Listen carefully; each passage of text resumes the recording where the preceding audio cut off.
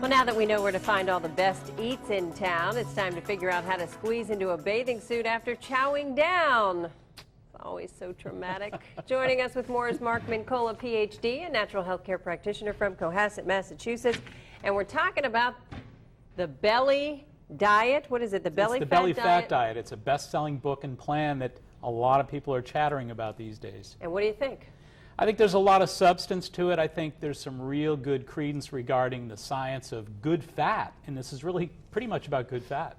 All right, so people usually diet and they lose weight from all the places that they don't really care about, and then you've got the thighs and the tummy and all that. So this is something that's going to target those areas. What's different? How does it do that? Well, again, I think it does address that very thing. You know, so many people do lose weight, Leslie, but they're sort of frustrated because no matter where the diet comes from, this book or that book, they don't seem to lose it in those really magical places. So this really focuses on that, and I think the key is good fat, is monounsaturated fat. Of course, it does emphasize a lot of fiber, you know, fruits and veggies, and whole grains, not processed grains. It also emphasizes lean proteins, but the key is the good fat, monounsaturated fat. Okay, so key belly fat-free foods.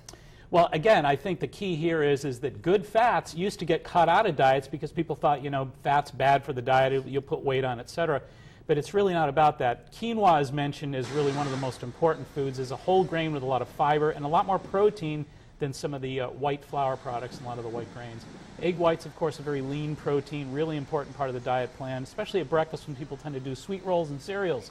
Olive oil, monounsaturated fats, that's what we're talking about, those really good fats that really speed up that metabolism and help regulate the hormones. That's really an important part of the plan. Also, avocados, another vegetable fat that has those really important MUFAs in there, those monounsaturated fats.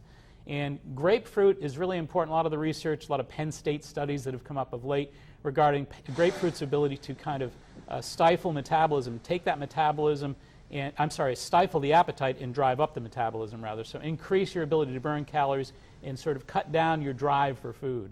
And green tea really fits into that same category. There's antioxidants rather called catechins that do the same thing. They drive up the metabolism, drive down the appetite. Does grapefruit juice help too? Yeah, grapefruit juice can be helpful as well for many of the same reasons. A lot of this research indicates that these antioxidants that are in citrus, specifically grapefruit juice and grapefruit, really tend to drive down that appetite craving and drive up that metabolism. And how much can you lose with this? Yeah, this program suggests that somebody really follows the plan, they can lose 15 pounds in a month.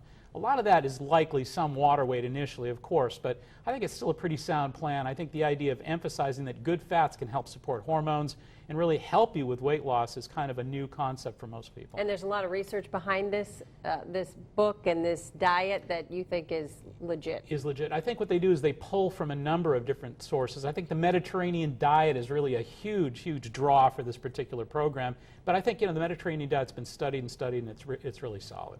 All righty, Mark Mincolla, thanks so much. Great to be here. Get out there and lose some belly fat. For more information, check out Mark's website, maxhealing.com.